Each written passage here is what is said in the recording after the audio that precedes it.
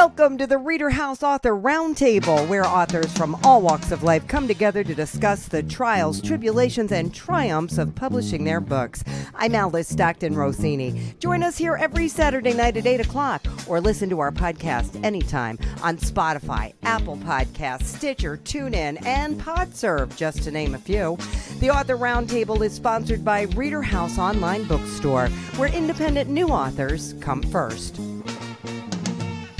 Dana Peters and Page Publishing have come a long way. Forever a night owl, it is when her creative juices flow. She's written several books, and her latest is Dying One More Time. So even though your career was in the hotel industry, you are forever a writer, aren't you?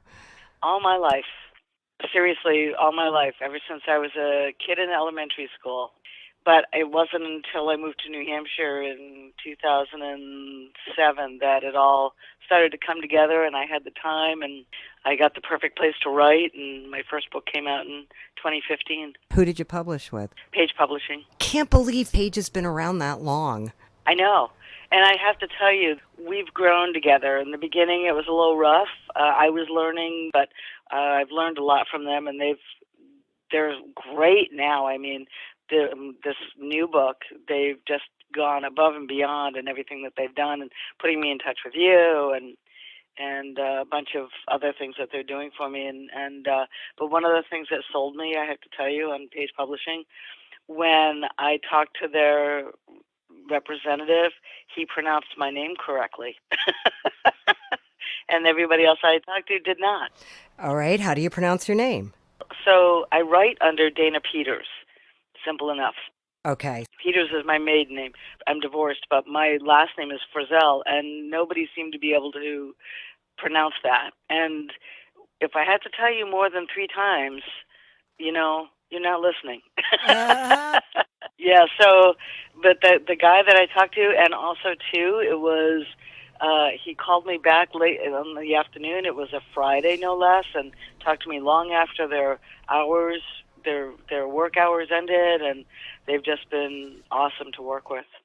That's great to hear. It really is. This is my 4th. So what were the other? The first one was 1 week. That came out in 2015. Okay. The second one is Change in Plan. I think that came out in 2018. The next one was When You Can't Go Home. That came out about 2 years ago. I finished writing that during COVID. Nice. And then my new one, Dying One More Time. That's amazing. Have you been able to build a following?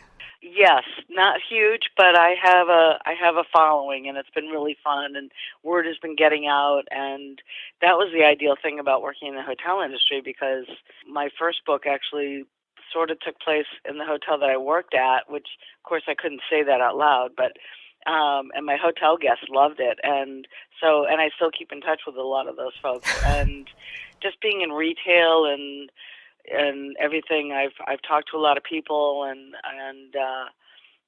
so I've been able to get the word out, which has been really fun. Do you do book signings as well? I'm actually doing one tomorrow, and then I'm doing another one. So you really put the time in. I'm trying, yes. And now that I'm retired, I have the time. That was the biggest challenge before was, I couldn't do book signings and such because I was working. And my schedule, again, because of my weird habits of not getting up until usually around noon, makes it a little tough sometimes to do a book signing. So what I'm doing next week is at noon. It's in Concord, New Hampshire, which is 40 minutes away. I'm actually going to go and spend the night before so I can be there. Are the books connected in any way? Yes. I did not set out to write a series, but each book is a standalone, but they have the same, a few of the same faces always pop up, but there's always a brand new main character. So I do recommend that they read the first one, and then after that it doesn't matter because everybody has their own story, but the characters from the first book seem to keep popping up. So tell me what Dying One More Time is about. It's about this woman, Lady Jill. She's by day a book editor, by night or when necessary, she's also a professional assassin. But what happens here is an evil man is going after her father, the Marquis, and not realizing who exactly Lady Jill is. And so to protect her father, she has to join forces with some of her American cohorts as well as her Irish clan, and to protect her father and her family and the man that she loves. So, yeah. How does he get into trouble? Her father is a major breeder of Connemara horses, which is a huge Irish horse breed. And I grew up riding Connemara, so I'm very familiar with them and everything. And so this man wanted to buy the Marquis' stock. The Marquis said no, did some background, found out that the guy was a scam and everything, and just basically ruined him. So it's revenge. The man is going after the Marquis for revenge. Okay. And he's targeting the Marquis' family because he knows that will crush the Marquis if he takes out his family. But that can't happen. That can't happen. I take it you're Irish. No. I just love Ireland. I've been there numerous times, and the last time I went was when I really got the inspiration for this book, because the castle that we visited had a secret passageway, and right then and there the idea came to me. It was just, I want one of those in my house. A secret passageway? Yes. Yeah, I know. Who doesn't, right? Right, and that's where the idea came from. Does Lady Jill have a love interest? Yes. His name is Graham, and they work together and separately because he is in the same profession, and he is helping her. But to do so, there's a lot of disguises, and his character has, to do his job, has died a few times. But she doesn't want him to die this time because this time it would be for real. Hence the title, Dying One More Time. Yes. Oh. Do you wrap it up here, or do we keep going with this series? Oh, no, I'm actually working on the next one right now, and it will take place in New York. I travel a lot, and I always come home with an idea. So 1 week took place here in New Hampshire, in Meredith, New Hampshire. Change in Plan takes place in Canada, Western Canada, where I've traveled to a lot. When You Can't Go Home takes place in Sydney, Australia, which, if it hadn't been for COVID, I would have actually gone back and written it there rather than emailing my friends in the middle of the night with questions. So are you able to travel because you were in the hotel industry? No, I traveled because I can't seem to stay home. It's my father's fault. He got me into it when I was a kid. So you just keep going. Yes, I love to travel. I've been very fortunate and have been able to go to the places on my list, mostly Europe, the UK, Germany, France, Scotland, Ireland. That's the part of the world that I really, really love, and I've been very fortunate to have been able to go. And I generally travel with groups of people who now think that they're going to be in every book. And well, maybe I'm sorry? Go ahead. I was in Alaska a couple of years ago, and I was traveling with a group of people, and one of the wives came up to me and she said, "By the way, can you kill off my husband?" And I said, no, I really don't do that. So it's a great conversation starter. And I was just recently in Germany visiting a friend, and I don't speak German, but fortunately most people spoke English. And while I was buying ice cream, I started chatting with these young ladies. And I love Europeans who say, "Oh, I don't speak good English," and their English is better than mine. Yes, I know. Yeah. And so I had a lovely conversation with them, and I would say they were 18, 19 years old. And in the course of the conversation, one of them went on Amazon and bought my first book. Isn't that great? Yeah, so I'm sort of an international author, although I don't have, I can't tell you all the exact number of sales. It's not a lot, but I've sold in Germany, Canada, Spain, Australia, and the UK. And that's because of my hotel guests, because I worked at a major resort where we had travelers coming in from all around the world. So I had wonderful exposure with those guys. Yeah. I think the hardest thing for me is interviewing someone who has a great book, great idea, and they can't get out from under themselves. You know, I don't like people. My favorite one is I'm not that kind of person to talk about myself. Yes. And I will say it's really ironic because I can sell anybody, any place, anything. But it has been hard to sell myself. Yeah. Because I didn't want to come off as bragging and cocky and all that. But I have to tell you, I'm a really good writer. And so I'm getting better at it. And as I tell my friends too, I'm a professional at talking to strangers because of the hotel industry. Everywhere I go, I talk to people, and it's getting easier. You know, I have a really great little network. They've been super supportive, and I have one woman who I acknowledged in this most recent book. She used to be a school teacher, and she actually helped edit, and it's just the people have been really, really great. It took a while because for the first book, people would call me and they'd say, "Oh, let's go out and do something," and I'd be like, "Well, I'm writing. I can't really put it down." They're like, "Oh, you can go back to it later." Well, it doesn't work like that. When you're in the groove, you're in the groove. You know. You got to stay in the groove. So, but now they all get it. So I'll get these messages. Are you writing? Yeah. So and then they want to know who I'm killing off and all the memes on Facebook and everything. And because I describe it as I write romantic thrillers, I kill people, and people go, oh. I kill people for a living. Yeah, I like it. Yeah, it's a great stress reliever, I have to tell you. And then my coworkers at LOB, and a few of them read it, and of course then they look at me funny. And my books have been read by men and women. Some of the men read it because they were curious about me. They were some of my corporate guests. One of my coworkers at LOB read it, and then he gave it to his wife. And so they're not fluffy, they're not sappy, you know. And I try to take you to where I am, where the books take place and such. And actually, a friend of mine just read the new one. She was just in Ireland, and she said, "Oh my gosh!" At the visitor center in the beginning of the book, she goes, "I sat at that same table," and I'm so excited that she could visualize it, and that's everything to me.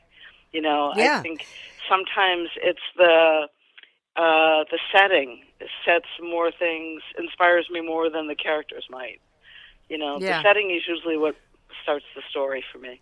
Well, the fact that you could draw that picture for them with words is pretty compelling. Mm-hmm. And also you mentioned something that I think is worth pointing out, and that is the people that are really succeeding at this, they have people read their stuff. I've had people say to me, "You know what? It just comes to me and I write it down. I don't reread it. I don't rewrite it. I just send it in." And I'm like, well, I don't know how well that's going to work out for you because usually writing is rewriting and it's getting opinions. Yeah. Right. So you have other people reading your stuff and you're rewriting it. I actually, for this book, my travel agent, who's also become a very dear friend of mine, Marie, she's the major acknowledgement in this book. She was reading it while I was writing it. So I would write 40, 50 pages, give it to her, and she'd read it. And of course, from the first edition to the first manuscript to the end, it changed, so when I gave her the copy of the book, she was pretty excited. But I was glad because I know that not everybody's going to like these.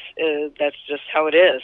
I don't like every single book in the world, but I want to be sure that certain people, I want them to enjoy it, and my friends are such that if it was really bad, they would tell me, and that's important, and editing is everything, but having that separate eye And that's where Page Publishing got better this time.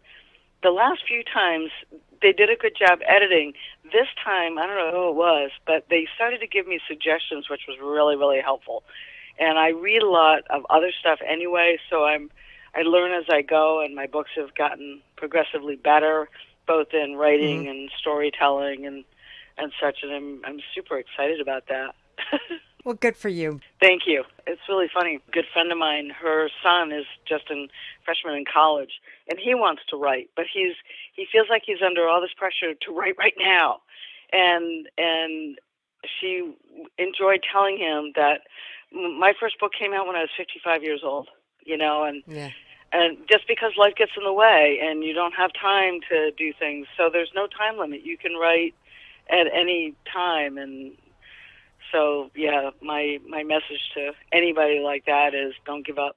Don't, time is important, but it's not the end of it. And also don't go into it thinking you're going to make a lot of money, because that's not going to happen. No. Not Probably right away not. Anyway. Yeah. Listen, you get back to writing, all right? Oh, I'll be heading upstairs in a couple hours. Okay. All right. You have a great day. Thank you. Thank you for your time. I appreciate the opportunity. Nothing like a great family history to inspire an intriguing book, as Kat Gady found out when she decided to write The Celtic Ghost of the House of Tennant. Actually, about 5 years ago, I retired from Johns Hopkins Hospital from labor and delivery because my mom and dad were both failing and they needed my help. And so my dad asked me to move down here. So I thought, well, now that I'm retired, let me sit down and start writing. I've always wanted to write. And before my husband died, he said, you need to write. You're not dumb. Because I always thought, I'm not smart enough to write. So I sat down and just started writing. So, yeah, I did a lot of research, and a lot of the history for the book, the ancestry, is based on my ancestry. So you're Scottish. Scottish and English, yes. The story is just like it's based on romance. It's based on the Revolutionary War and how Quinn was left a house. And so she went home. She went back to Kentucky to restore the house. And she fell in love. It was not love at first sight. And so a lot of things happened. It's about how the Scottish came over and settled in the Appalachia, and how they brought their traditions, their ceremonies, their beliefs. Like Outlander. A lot like Outlander, yeah. I mean, you've got a lot of Scottish in the Appalachia because it reminded them of the Highlands in Scotland. And that's why they settled in the Appalachian Mountains. But this whole story about this house and the secret room, how did that come about? I've always been fascinated with houses. And this house was based on a house in West Virginia, and that my mother used to work at. And I don't know how the secret room came. I just thought that would be a neat little twist to put into the house.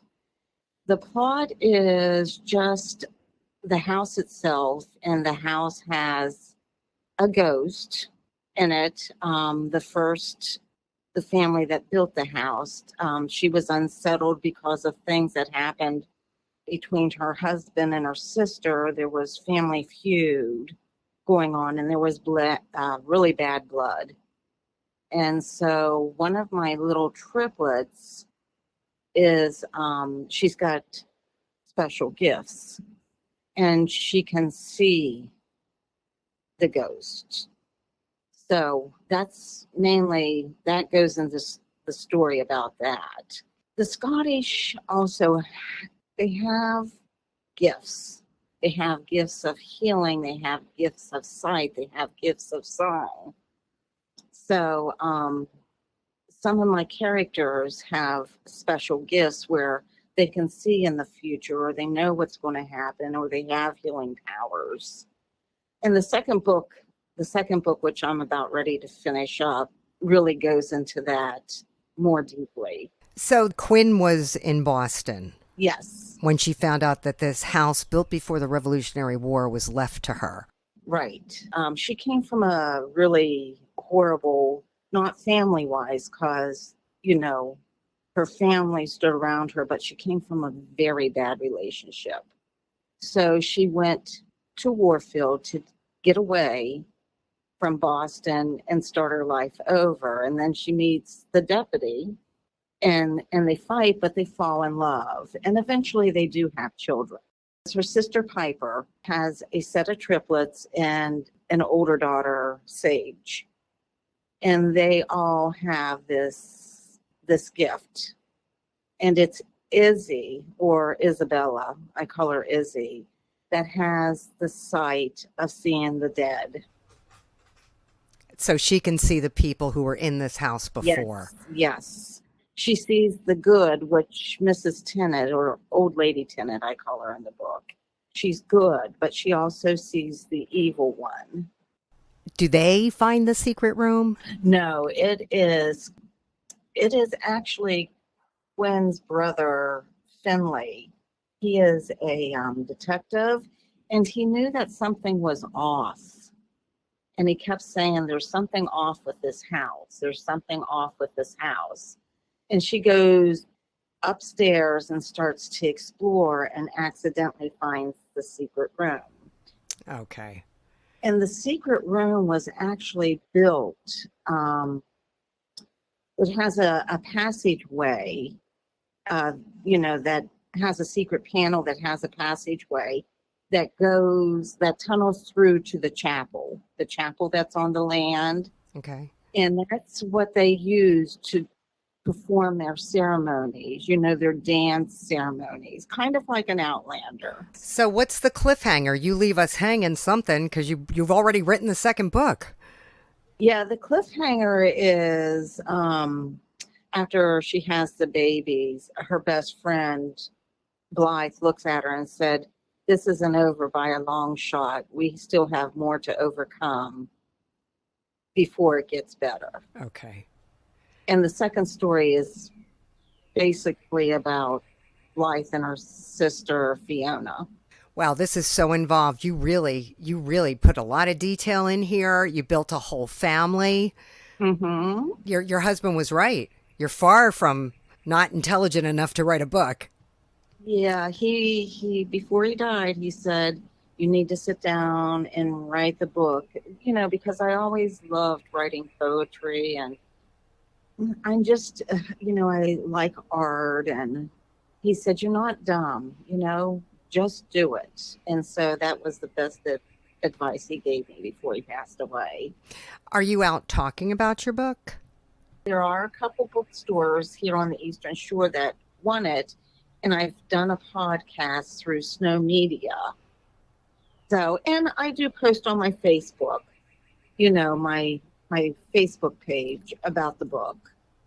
So I'm still trying to figure that out because, I'm just new at the game. Well, if they want your book, maybe they'll let you do a book signing. Yeah, I really need to approach some of the bookstores like in St. Michael's and East End. And I have a young lady in Tillman Island who wants some of my books and a little note, about me. And she's going to set up a special section in her store for me. That's great. Good for you. Yeah, it's a good book. I'm proud of the book. I'm real proud of the book. I'm proud that I accomplished it. It was one of my bucket lists that I got to check off. And I'm getting good feedback about the book. In fact, when I started writing the book, I thought, is this worth even continuing with? And I sent it to a friend of mine, and she said, "Oh my God, you got to send me more." I said, "I don't have any more." And she said, "Sit down and start writing this book." It grabbed me from the beginning. And she said, "If I don't like the first couple pages, I'm going to be honest with you, then it's not going to catch my interest." She said, "But it pulled me in."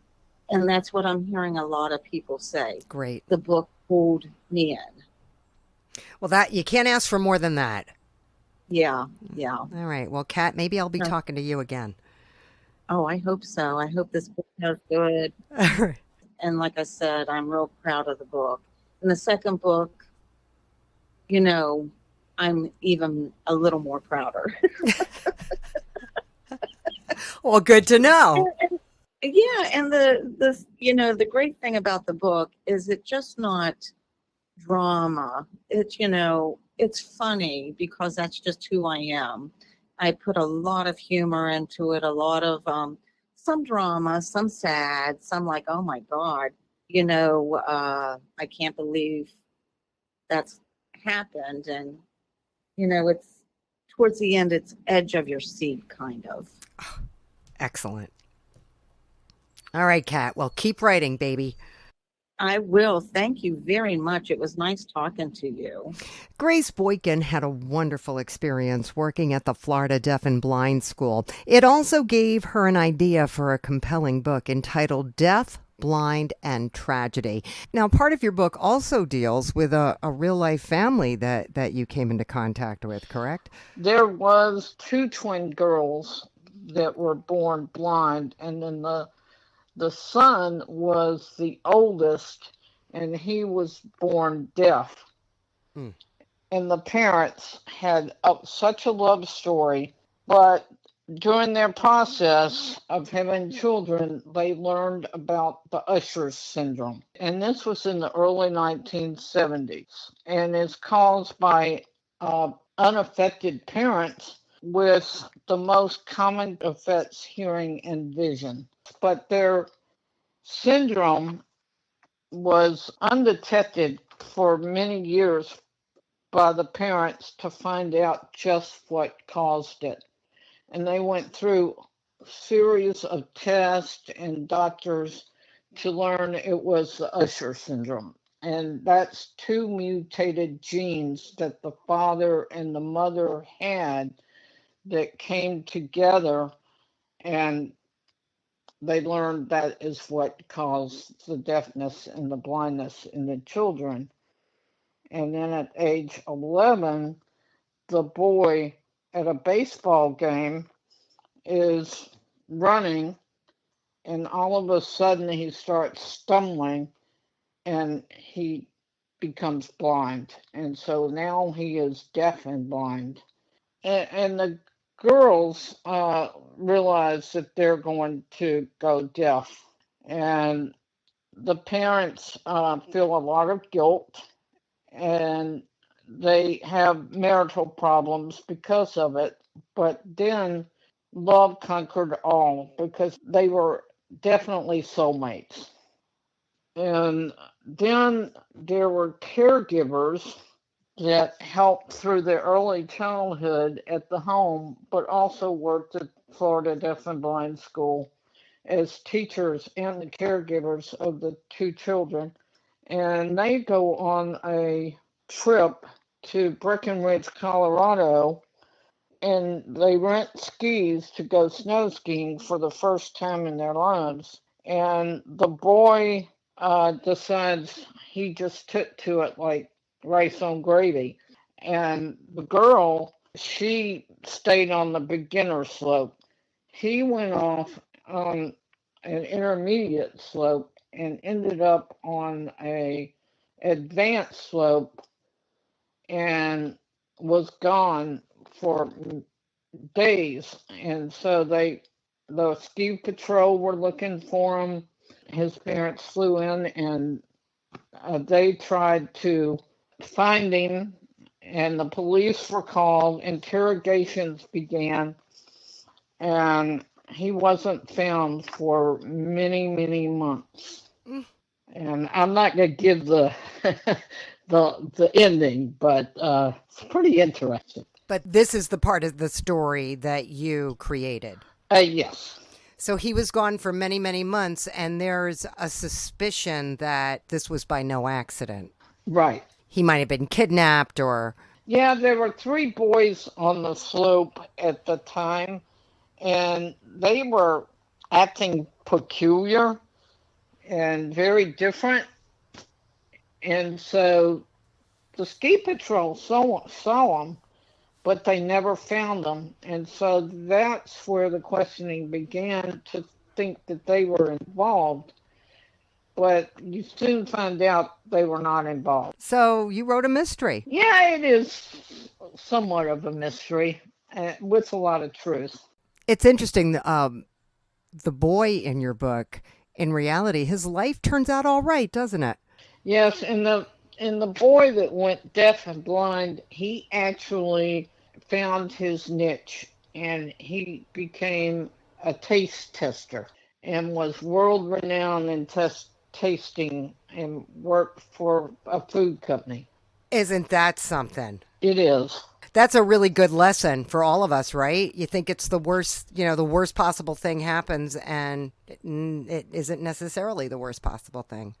You're right. Now, your next book's going to be about your son? My next book is Beyond a Diagnosis and a Journey Through Cancer. My son had 3 different brain cancers. Yeah, and that's a memoir. Okay. Now, you're in Florida. Are you in a community where you can talk about your book, do a book signing?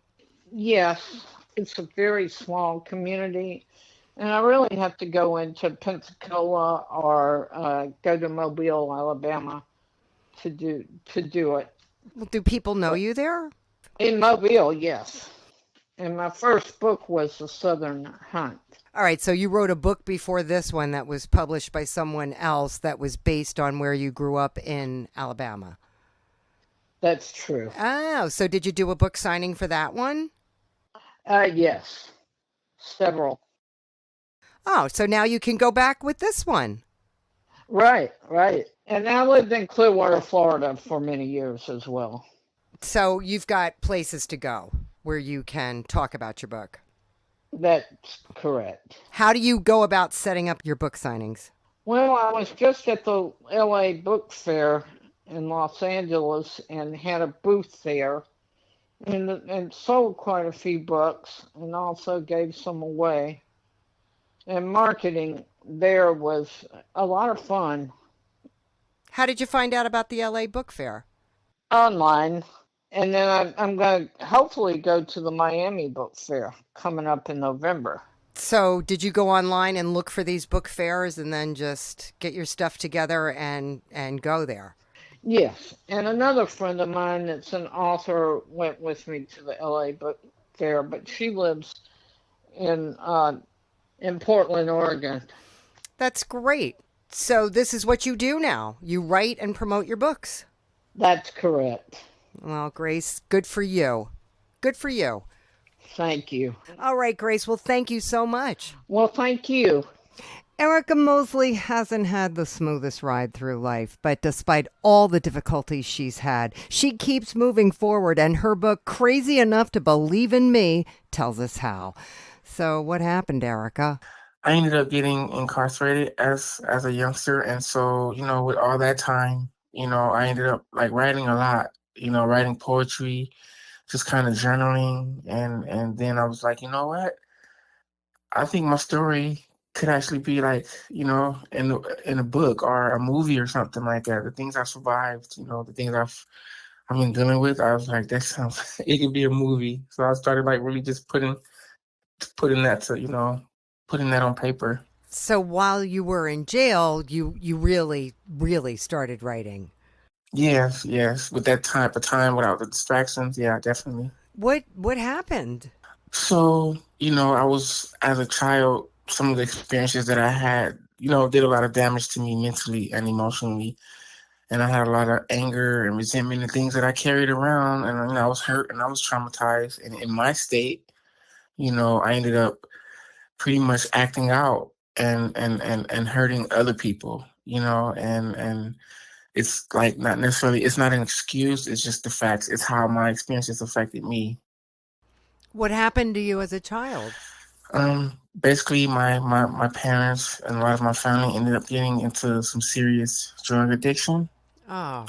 And I ended up going through like the foster system. And when I was in the system, I was physically and sexually abused and just treated really just disgusting. Like, no child should be treated that way. And so years later, my mother, and also throughout that process, I ended up being in the mental hospital when I was 10 years old because it just kind of broke me for a minute and I was acting out very bad. And, they said that I had like behavior disorders or conduct disorders.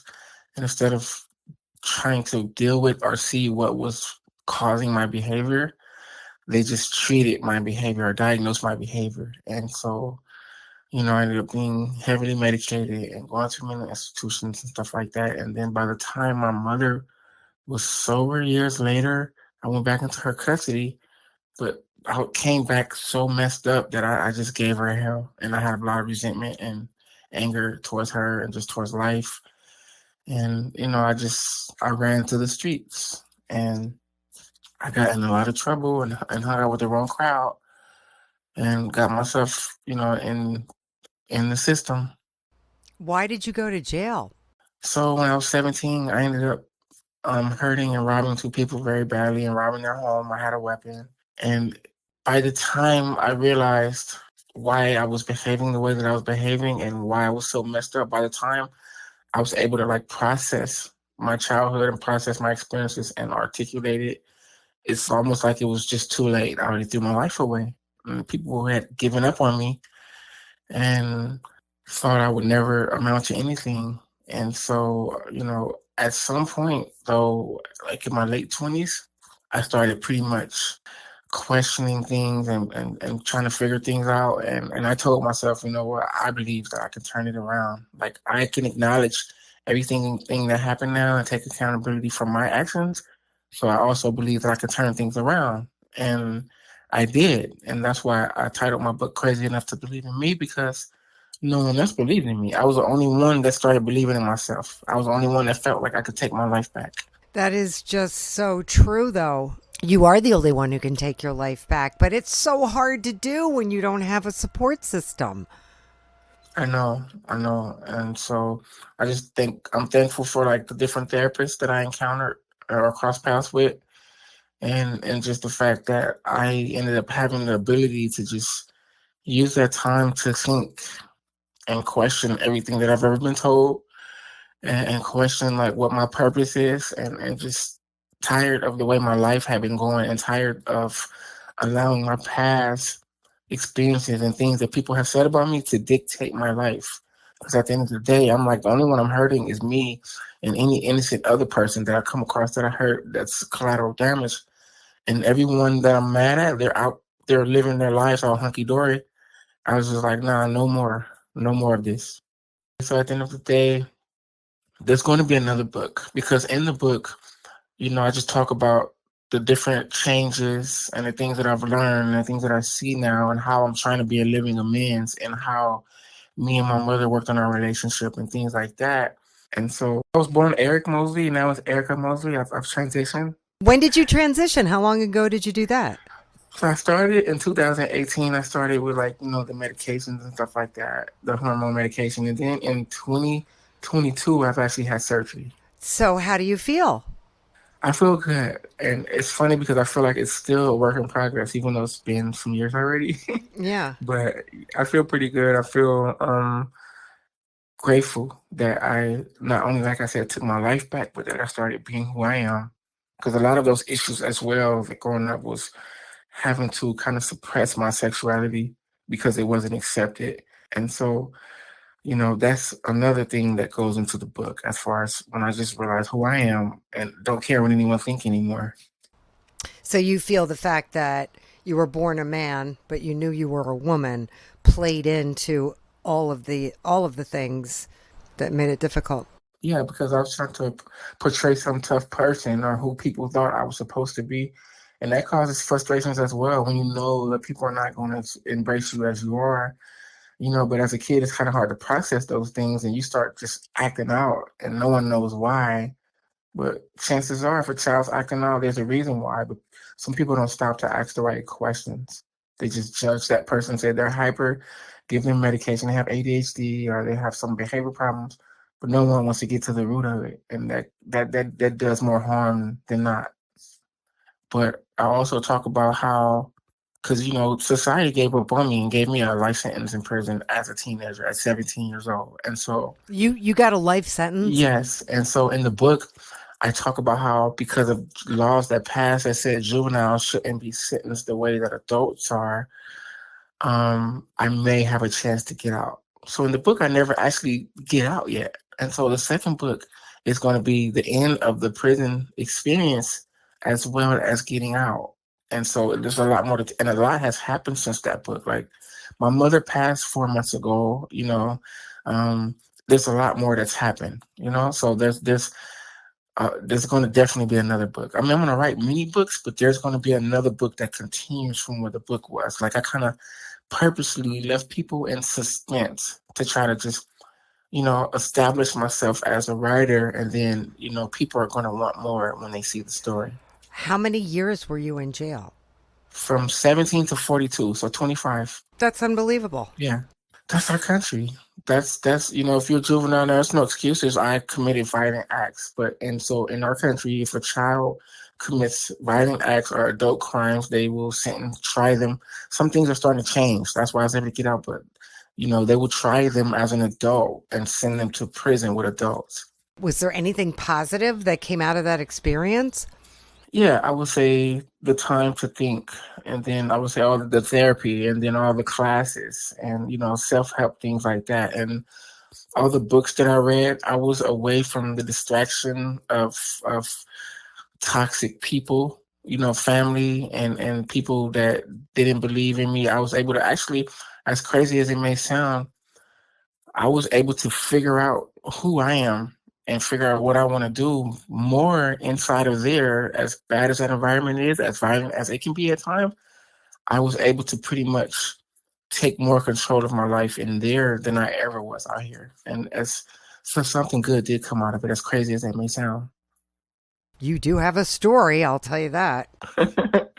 Different people will have podcasts and they will say that they want to talk to me, interview me, and try to help me to get more known. And so I figure it's just, maybe this is something that all authors that all people with stories go through, but it's just like one break at a time. I don't know. And eventually, maybe everyone had to do this kind of work, and eventually the whole world knew them.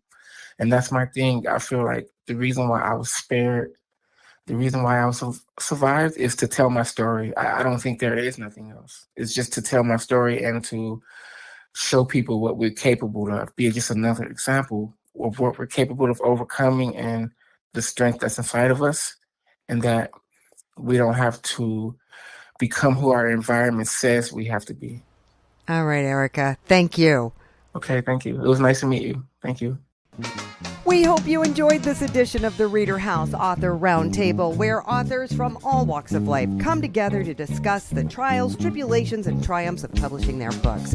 I'm Alice Stockton Rossini. We hope to see you back here every Saturday night at 8 o'clock, or listen to our podcast anytime on Spotify, Apple Podcasts, Stitcher, TuneIn, and PodServe, just to name a few. The Author Roundtable is sponsored by ReaderHouse Online Bookstore, where independent new authors come first.